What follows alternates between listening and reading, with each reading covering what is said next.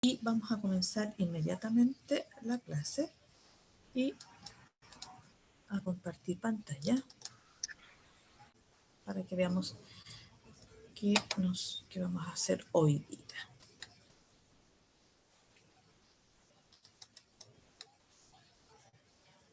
Ya, chiquillos, antes de comenzar la clase de hoy día, vamos a dar una información. Hoy jueves 10 de diciembre, van a estar en Webclass disponibles las pruebas pendientes, ¿ya?, de educación ciudadana de tercero medio, ¿ya?, para que los que deben alguna prueba, por favor, ingresen hoy día y van a poder hacer estas pruebas, ¿ya? Son las pruebas pendientes, hoy día 10 de diciembre, ¿ya? Y hoy día vamos a hacer una síntesis ¿para qué? Porque la próxima semana, el próximo miércoles 16, nosotros tenemos la última prueba, que sería la cuarta nota del segundo semestre. ¿Y cuáles son los conceptos? Es lo que vamos a ver hoy día y que aparecen ahí: el desarrollo sustentable, las cooperativas y el comercio justo, la carga tributaria y desarrollo, la probidad y desarrollo y la riqueza en Chile. ¿Ya? Son los contenidos que van a entrar en esta última prueba, que es la última nota o la cuarta nota del segundo semestre en educación ciudadana y que va a ser el próximo miércoles. Entonces, recapitulando, las pruebas pendientes. Los que no deben prueba, ahí olvídense de eso, pero hay hartos que sí me deben pruebas pendientes de educación ciudadana de tercero medio, que van a estar hoy día, y las voy a dejar hoy día y mañana, ¿ya?, disponibles para que la puedan realizar. Y la próxima semana, ya el miércoles, entonces tenemos la prueba de la última, ¿ya?, la prueba que nos falta, que sería la cuarta nota del segundo semestre de educación ciudadana. Entonces vamos a partir al tiro. El objetivo es las relaciones entre el Estado y el mercado, considerando aspectos como los que vimos anteriormente: suelo justo, productividad, carga tributaria, comercio justo, propiedad, desarrollo sustentable, etcétera. ¿Ya? Entonces vamos a partir con lo primero, que es el desarrollo sustentable, que es un tema que ha surgido en las últimas décadas y en distintas reuniones internacionales los países discuten este tema, ¿ya?, del desarrollo sustentable, fundamentalmente preocupándose de las futuras generaciones y del medio ambiente, ¿ya?, por el acelerado deterioro ambiental que existe, ¿ya? Entonces eso ha surgido. Ahora, el desarrollo sustentable tiene tres aspectos o tres ejes básicos, que son la protección medioambiental, la inclusión social y el crecimiento económico, ¿ya? Entonces, esto es el desarrollo sustentable, ¿ya? Protección del medio ambiente, la inclusión social, o sea, de todos los grupos sociales, y el crecimiento económico, o sea, la riqueza del país. Ahora, según la ONU, desde el año 87, definió como desarrollo sustentable lo siguiente, dice comillas: un desarrollo que satisface la necesidad de las generaciones actuales, sin comprometer la capacidad y los recursos de las futuras generaciones para satisfacer las suyas. Es decir, un desarrollo que permite que nosotros, que somos las generaciones que estamos ahora, puedan satisfacer sus necesidades sin comprometer el que las futuras generaciones puedan satisfacer las suyas, ¿ya? A eso se le llama entonces desarrollo sustentable, ¿sí? Se ha ido cuestionando todo esto porque hay mucha gente que niega, por ejemplo, el deterioro ambiental, niega que haya un calentamiento global. Entonces a eso ha ido posponiendo un poco este avance de este desarrollo sustentable, que es lo que nos importa, porque nosotros estamos viviendo en un puro planeta, nosotros no tenemos una alternativa para vivir, por ejemplo. Y vimos en la clase, que donde correspondió este tema, vimos un deterioro, digamos, una no preocupación del desarrollo sustentable, como por ejemplo la expansión urbana de la ciudad de Shanghái, en China. Si nosotros vemos las imágenes, entre 1979 una extensión urbana bastante pequeña, pasamos el 2001, se expandió, y ya el 2013 es una ciudad en que todo el espacio está ocupado, todo, ¿ya? Entonces ahí lo importante es que no se consideraron, por ejemplo, se expandieron, ocuparon terrenos agrícolas, muchas veces se destruyeron zonas patrimoniales, ¿ya? Y ahí primó el interés económico, ¿sí? Y es una imagen, por ejemplo, de la ciudad de Shanghái, en que el espacio está aprovechado, pero prácticamente al milímetro, uno podría decir, ¿ya? Con toda esta expansión con edificios en que obviamente se aprovecha más el espacio. Y otro ejemplo que vimos en que este desarrollo sustentable no ha sido respetado fue en la zona de la Amazonía. El color, el tono rojo que aparece ahí en la parte inferior es la pérdida de la cobertura arbórea. ¿Ya? Fíjense en el 2001 la situación y en el 2018. O sea, se ha ido talando la cobertura arbórea, los bosques en la zona de la Amazonía, siendo este territorio considerado prácticamente un pulmón para el planeta por todas las áreas verdes que representa. Ahora, ¿por qué se ha talado esta cobertura arbórea? Para construir carreteras, ¿ya? Que unan todo este sector, para terreno agrícola, ya se ha ido sacando todo eso, para construir viviendas, etcétera, sin considerar el desarrollo, en este caso, sustentable, ¿ya?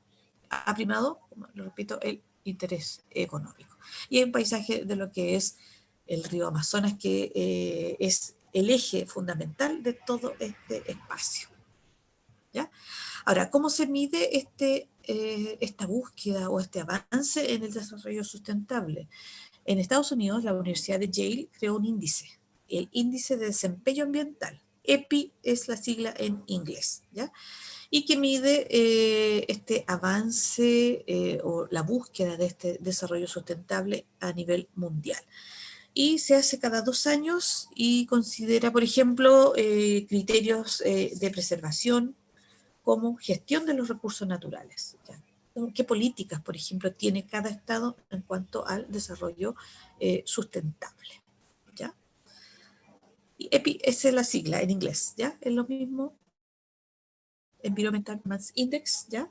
Índice entonces de desempeño ambiental, ¿ya? Eso es en español. Y tenemos un ranking en que están los países. Chile está en el lugar 84, ya en este EPI de 2018. Primeros países europeos prácticamente, sí, todos. ¿Ya? Y en América Latina, Costa Rica está en el primer lugar. Sigue Colombia y Uruguay. Y nosotros estamos en el lugar 11. ¿Ya? En este índice de desempeño ambiental. ¿Ya? Ahora, este desempeño, digamos, o este desarrollo sustentable puede alcanzarse a través de la acción colectiva, es decir, no en forma individual, sino que de forma colectiva, y nosotros vimos lo siguiente. Se habla de solidaridad intergeneracional. ¿Por qué? Porque se dice concepto utilizado para referirse a la solidaridad entre las personas del presente y las del futuro, con el objetivo de asegurar que las oportunidades para satisfacer las necesidades de las generaciones futuras sean iguales o mejores a las del presente. ¿Ya? Esto tiene que ver con la definición de desarrollo sustentable, en asegurarle a las futuras generaciones la capacidad para satisfacer sus necesidades, a lo mejor de mejor manera que nosotros. ¿Ya? Y esa es la solidaridad intergeneracional, o sea, ser solidario entre distintas generaciones, a eso se refiere, ¿ya? Las del presente con las del futuro. Y el ecosistema que tiene que ver con respetar los ecosistemas que se mantienen en el planeta, ¿ya? Porque está todo interrelacionado. Si uno destruye un ecosistema, también afecta a otros, ¿ya? Entonces eso también está relacionado.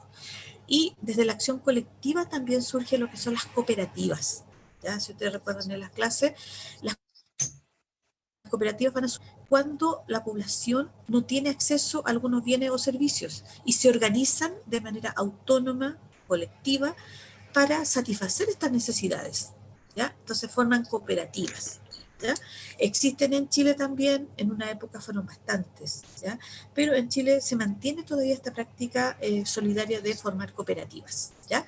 Ahora, estas surgen en el mundo a mediados del siglo XIX, ¿ya? Y acuérdense, son organizaciones entonces autónomas, colectivas, que se organizan, valga la redundancia, para satisfacer algunas necesidades, ¿ya? Y que el Estado no les puede satisfacer. Entonces, aquí hay alguna información desde las cooperativas en Chile, ya surgen como la primera sería en Valparaíso, ya, la Mutual de Tipógrafos, y después están las dos primeras cooperativas de consumo, ya, también en Valparaíso. ¿sí? Y en Chile existen también entonces estas cooperativas. Ahora, hay distintos tipos, ¿ya? Distintos tipos de cooperativas, entre las cuales destaca las de producción, por ejemplo. Ahí yo voy a nombrar las lácteas, ya las cooperativas de productos lácteos que producen leche, y de ahí van a una, digamos, se agrupa esta cooperativa y entrega entonces la leche a una empresa que va a producir, valga la redundancia, todos los productos lácteos derivados, yogures y todos los tipos de leche, queso y todo lo demás, ¿ya? En el sur de Chile existen muchos. Colún es un ejemplo de esto. Están las cooperativas de consumo, ¿ya? Que también se forman para abastecerse de algunos productos. Las de vivienda, como lo dice su nombre, para acceder a una vivienda. Y por ejemplo, Puente Alto yo les mencioné que hay sectores, algunas villas que surgieron como unas cooperativas. Y están las cooperativas de ahorro y crédito que funcionan como los bancos, ¿ya? Y por ejemplo hay una que es más conocida que Copeuch, ¿ya? Que es una cooperativa de ahorro y crédito que existe en Chile, por ejemplo. Entonces hay de producción, de consumo, vivienda, ahorro y crédito. Y en el caso del 2017, las cooperativas de servicios son las que son el mayor porcentaje, seguidos por las cooperativas agrícolas, por ejemplo la de productos lácteos, y las cooperativas de trabajo, ¿ya? Ahora, dentro de todo este movimiento de desarrollo sustentable en general está el comercio justo, ¿ya? Que es una forma de comercio que surge en Estados Unidos y en Europa a fines de la década de 1940, ¿ya? Entonces aquí los productores, los pequeños productores vieron que los precios de los productos artesanales y agrícolas bajaban. Por lo tanto, se agruparon algunas redes de colaboración entre los productores y los consumidores, ¿ya? Y la idea es que aquí no haya intermediarios y que el precio sea justo.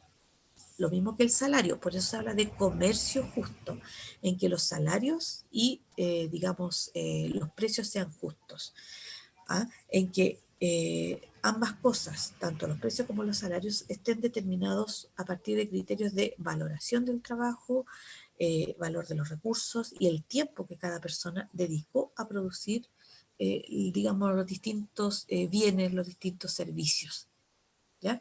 Por eso se habla de comercio justo.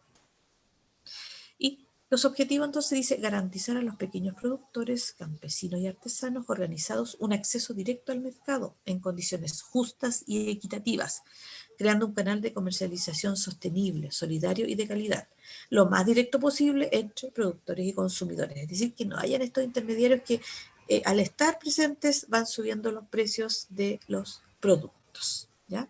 Que llegan al consumidor finalmente, ¿ya? Y que además se reconozca el trabajo de los productores y que las organizaciones se comprometan con el desarrollo de sus comunidades, ¿ya? Esto va fundamentalmente, se desarrolla en las pequeñas y medianas empresas, ¿ya? Grandes también han empezado a incorporarse a este comercio justo, pero esto va fundamentalmente a aquellas pequeñas y medianas empresas de productos agrícolas, alimenticios, artesanales, ¿ya? Para promover, digamos, su comercio. Y los lineamientos entonces, responsabilidad compartida, relaciones comerciales justas, solidarias, transparentes, sustentabilidad integral, o sea, preocuparse de la parte social, de la intergeneracional, etcétera, promoción de los derechos humanos y laborales, dignificación del trabajo y diversidad humana. Y aquí tenemos los principios a nivel internacional del comercio justo, ¿ya? Decir, las bases de este comercio justo a nivel internacional, porque existen organizaciones internacionales, como la que aparece aquí, y también organizaciones en Chile de comercio justo. Entonces, oportunidades para productores desfavorecidos, transparencia, responsabilidad, prácticas comerciales justas, pago justo, no al trabajo infantil, no al trabajo forzoso, no a la discriminación, igualdad de género, libertad de asociación, buenas condiciones de trabajo, comercio, promoción del comercio justo, respeto del medio ambiente, desarrollo de las capacidades, etcétera, ¿ya? Y en esta relación que nosotros tenemos con el Estado están los impuestos, ¿ya? Recuerden que los impuestos son deducciones legales y obligatorias. ¿Por qué deducciones? Porque se deducen de las rentas que uno tiene, ¿ya? Del ingreso que uno tiene, ¿sí? se deducen de esa cantidad. Entonces, ilegales porque por ley existen y son obligatorias, o sea, son obligación de nosotros cuando tenemos que pagar impuestos, pagarlos, ¿ya? Y, como dice acá, se hacen exigibles a las rentas de los individuos y también de las empresas, ¿ya? Y se pagan al Estado. ¿Para qué se pagan al Estado? Para financiar gastos y obligaciones que el Estado tiene, ¿ya? Ahora, acá recuerden que la palabra fisco y Estado normalmente uno lo asocia, ¿ya? Uno habla de ingresos fiscales, significa que son los ingresos del Estado, ¿ya? Y porque explicamos por qué la palabra fisco y de dónde proviene, ¿ya? Un canasto que usaban los romanos para depositar ahí todo lo que, los impuestos que ellos iban cobrando. Los impuestos se cobran desde la antigüedad, ¿ya? Y en Chile también se cobran, digamos, desde la época de la colonia fundamentalmente. Ya cuando llegaron los españoles, ellos aplicaron fundamentalmente un sistema tributario o de impuesto establecido por la corona española.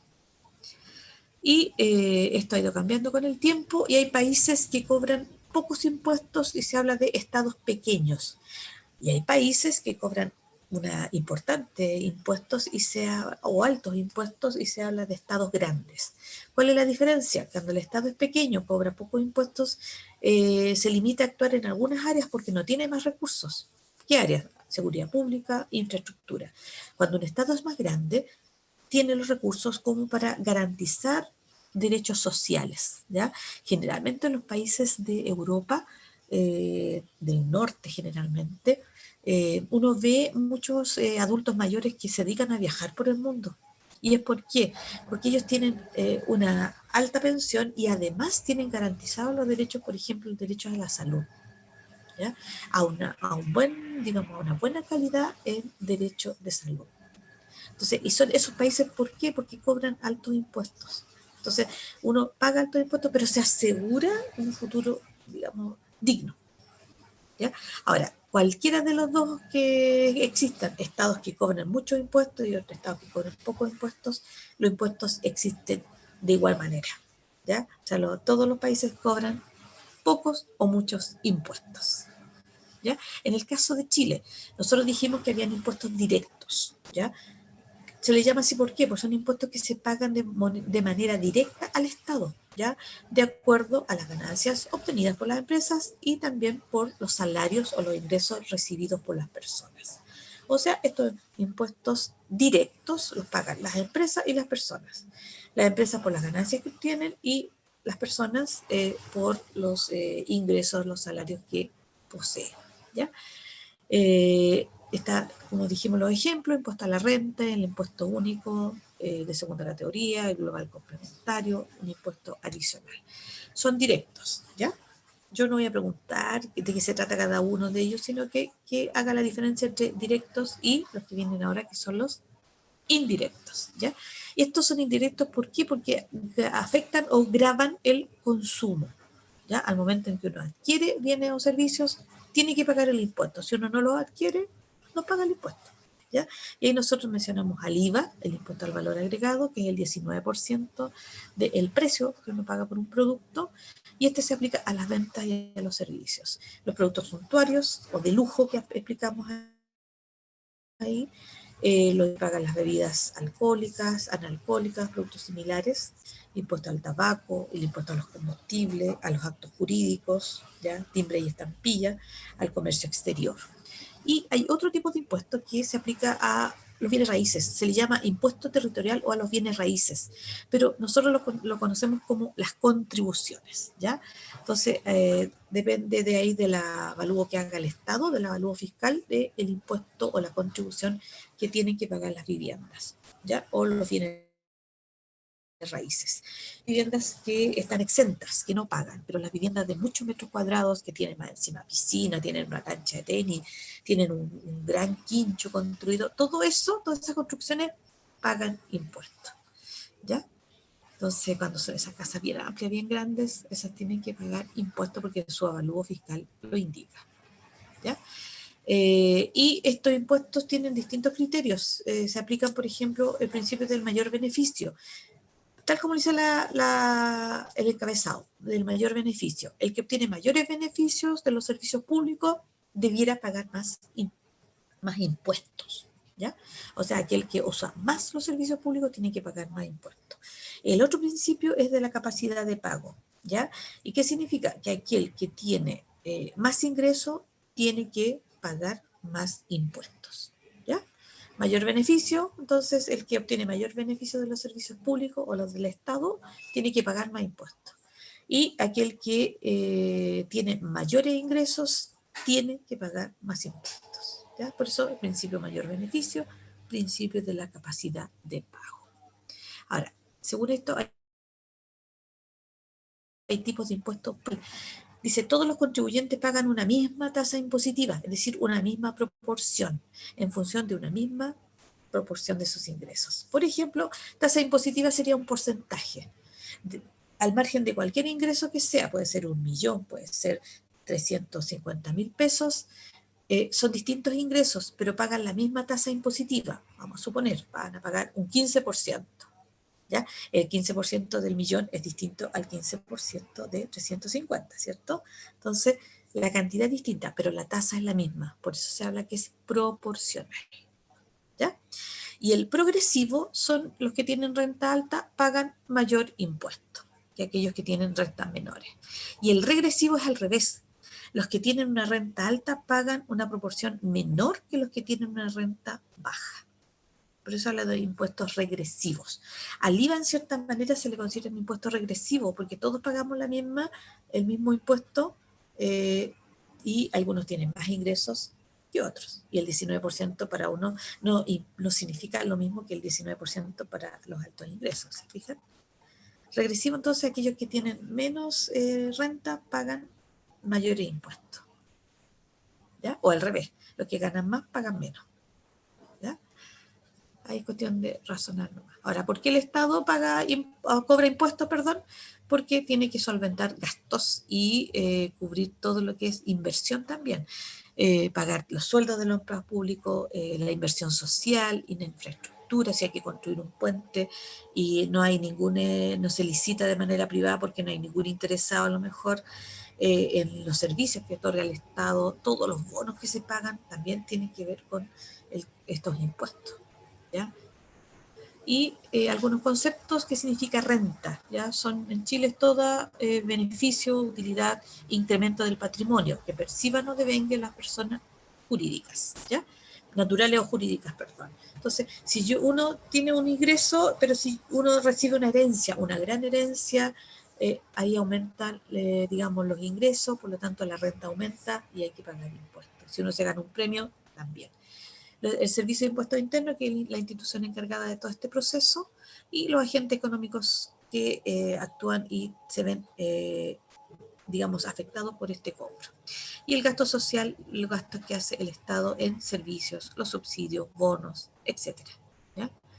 Y aquí está el esquema de estos impuestos. Y aquí cómo se gastan. Los rubros que más gastan serían educación, vivienda, estructura y conectividad, el trabajo, las pensiones y salud. ¿Ya? Son los sectores en que más se incurre en el uso de estos impuestos. Digamos, en lo que se gastan estos impuestos. En educación, ¿por qué? Recuerden que está la subvención escolar. ¿Ya? Y esta carga tributaria se habla de ¿qué tiene que ver con el desarrollo? Porque hay productos que acá está, impuestos que se aplican, por ejemplo, al carbono, ¿ya? ¿Por qué? Para desincentivar el uso de elementos contaminantes, ¿ya? Y disminuir la huella de carbono. Y por otro lado está el impuesto al consumo, por ejemplo, de cigarrillos, de bebidas azucaradas. ¿Para qué? También para desincentivar su consumo por el daño provocado a la salud de las personas. Entonces hay impuestos que también tienen que ver con este desarrollo, ¿ya? Uno que tiene que ver con el cuidado del medio ambiente, como el impuesto al carbono, y el impuesto al consumo, que es a los cigarrillos, a las bebidas azucaradas. En este caso, para desincentivar este uso y favorecer, en el caso del impuesto al carbono, favorecer la construcción de parques eólicos, en una vivienda a lo mejor colocar un panel solar, los vehículos eléctricos que son carísimos, pero que debieran ser, digamos, sobre todo en el transporte público, mayoritario. ¿Ya? Ahora, Otro tema que tiene que ver con este funcionamiento del mercado es la probidad. Recuerden que lo que es la probidad, dice, comillas, una conducta funcionaria moralmente intachable y una entrega honesta y leal al desempeño de su cargo con preeminencia del interés público sobre el privado. ¿Qué significa esto? Que un empleado público, un empleado que trabaja para el Estado, ¿ya? Tiene que tener una conducta intachable. O sea, hacer su pega bien hecha y no recibir, por ejemplo, sobornos, no a favorecer a alguna persona o a su familia o a un grupo, ¿ya? Sino que hacer su pega bien hecha de manera intachable, sin, digamos, recibir ningún dinero, nada que para, digamos, tomar alguna decisión que favorezca a otro. ¿Ya? Eso es la probidad. ¿Ya? ¿Y qué es lo que tiene que hacer el funcionario público? Entonces, respetar la ley. ¿Ya? ¿Por qué? Porque si no tiene responsabilidades administrativas como empleado público, penales, civiles o políticas. Política en el sentido de que, por ejemplo, no tiene derecho a votar. ¿Ya? No puede ser un candidato a algo. Nosotros veíamos un caso Corpesca, en que una persona que era ministro en esa época recibió también, digamos, sugerencias para favorecer o decretar una ley que era la ley de pesca y que ahora quería ser constituyente. Y el CERVEL aplicó una sanción ahí porque está acusado y no puede de votar y no puede ser candidato a un cargo público, por ejemplo.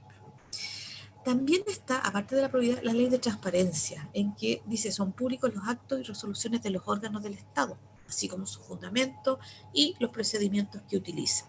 ¿Ya? Todos son públicos y la excepción que sería cuando pone en peligro los derechos de las personas, pone en peligro la seguridad o el interés nacional. ¿Ya? Ahí se guardan, digamos, se mantiene la privacidad, pero el resto debe aplicarse a la ley de transparencia que fue promulgada en Chile el año 2008. ¿Ya? Y la transparencia está en dos partes. La parte activa, en que los organismos estatales tienen la obligación de transparentar actos y documentos. ¿Ya? Y pasiva, en que uno como ciudadano puede solicitar información a una institución pública a través de la ley de transparencia y tiene la obligación de entregarla a menos que esté sujeto a esta privacidad que implique a las personas, ¿ya? O que la seguridad, la dignidad de las personas, o que implique también la seguridad del Estado. ¿Ya? Esto es la transparencia. Y si uno va a una página de un organismo público, ahí está la ley de transparencia y uno puede ir ahí y averiguar lo que uno necesita saber, etcétera. Ahora, nosotros vimos que la probidad contribuye al desarrollo en el sentido de que establecerse la transparencia, la honestidad, el trabajo, digamos, respetando la ley, si eso es lo único que se pide. Y nosotros vimos, por ejemplo, el caso de la Bahía de Quintero, en que aquí no se han respetado, digamos, lo establecido por la ley, ¿ya? Y se ha desfavorecido a las personas. Por lo tanto, aquí las industrias son industrias altamente contaminantes en unas zonas donde hay, digamos, una cantidad importante de residentes, ¿ya? Y lo ha afectado en su vida y en su trabajo también. Y también el caso Corpesca, en que yo lo mencioné recién, en que hay un ministro implicado y también dos parlamentarios de la época, que de hecho la semana pasada salió ya, digamos, el fallo en que fueron considerados responsables porque recibieron pagos, ¿ya? Se les sobornó, ¿ya? ¿Para qué? Para que votaran a favor de esta empresa que es Corpesca, ¿sí? Porque la ley los favorecía a ellos, a estas industrias, digamos, de desmerecimiento de la pesca artesanal. ¿Ya? Y ellos, siendo parlamentarios, son funcionarios públicos y no pueden recibir soborno ni que se les financie, por ejemplo, una campaña. ¿Ya? Entonces, eso ocurrió. Ahí hay un ejemplo de lo que no debe ser. Y lo último que vimos nosotros fue la riqueza. Recuerden que nosotros dijimos que en Chile la riqueza está distribuida de una manera muy desigual y que el 1% de la población concentra el 26,5% de la riqueza. ¿Ya? Ese 1% concentra entonces esta importante cantidad de riqueza. Y aquí están los grupos o los 12 chilenos que representan grupos económicos fundamentalmente. Y dijimos están el grupo Luxi, el grupo Cencosud, SQM, el grupo Mate. ¿ya? Entre otros. Y son todos grupos económicos que invierten en la banca, ¿ya? Los bancos, en el retail, supermercados, todo ese tipo de cosas. Invierten en la industria de la minería, industria de la pesca, ¿ya? En distintas áreas, ¿sí? Y son, digamos, donde se concentra la mayor cantidad de riquezas. Y ahí aparece el grupo, digamos, dice Forbes, está el nombre del grupo y dice Forbes. Acuérdense que hay un ranking, ¿ya? El ranking lo hace Forbes y ahí está el lugar que ellos tienen y, digamos, el patrimonio en dólares, ¿ya? Y dentro de todo está el grupo AB. Ese 1% concentra prácticamente la riqueza, pero tienen distintas características. En el caso de Chile, los que concentran la riqueza es el AB y después siguen el resto de los grupos C1A, C1B, C2, C3, D y E. Digamos que concentra menos riqueza o el más pobre, por decirlo de alguna manera, es el grupo E, ¿ya?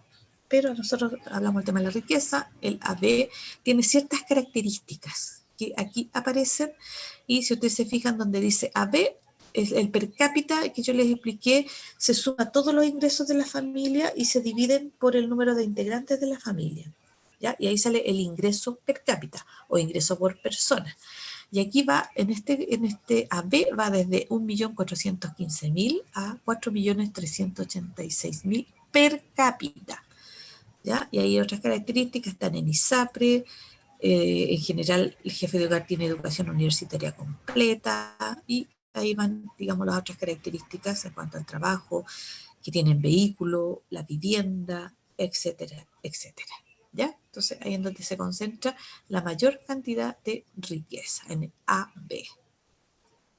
Y también aquí salen otras características, ya el AB es considerado el AB hasta el, digamos, el B2 son considerados estrato alto, los estratos medios son las letras C y los más bajos D y E, ¿ya? Y cuando se habla de estratos, sectores medios, ya no tanto de clase media, algunos siguen hablando de clase media, son sectores medios porque son distintos, ¿ya? Tienen distintas características, ¿sí? Y como conclusión, ya no es eliminar, como dijimos, el sector más rico de la población, sino que una tarea que tiene Chile, que es la redistribución efectiva de la riqueza, que es como país, ¿ya? ¿Para qué? Para evitar y no tener problemas, conflictos sociales, políticos, económicos que tienen que ver con el clasismo, con la acumulación de la riqueza, con la segregación, ¿ya? Entonces, eso es una tarea que nosotros tenemos como país, ¿ya? Porque la pobreza, cuando nosotros la vimos en una clase, la pobreza fue disminuyendo en Chile, pero la desigualdad se mantuvo, ¿ya? O sea, hay un problema que viene de mucho tiempo y es una tarea que nosotros tenemos, ¿ya? No eliminar, digamos, este grupo más rico, sino que de redistribuir efectivamente la riqueza. Esa es tarea, ¿ya? Entonces, terminamos, vamos a dejar de compartir y algunos recordatorios, chiquillos. Acuérdense entonces, yo voy a dejar hoy día 10, las pruebas pendientes ciudadana, ¿ya? Pendiente ciudadana hoy día y ya los terceros medios, las pendientes las dejo mañana, el tercero A diferenciado. Y la próxima semana tenemos entonces la prueba de esta materia que está toda sintetizada, ¿ya? Se la junté varias clases ahí, sinteticé, y va a ser entonces el miércoles 16, ¿ya? Entonces ahí sería esa prueba, chiquillos. No sé si hay dudas, consultas, estaríamos terminando y ya vean entonces esas tareas, las pruebas pendientes y la próxima semana vemos la prueba que nos queda, que es la última nota, la cuarta nota del segundo semestre. ¿Ya? Entonces, eso, chiquillos, para que, digamos, lo último que nos va quedando.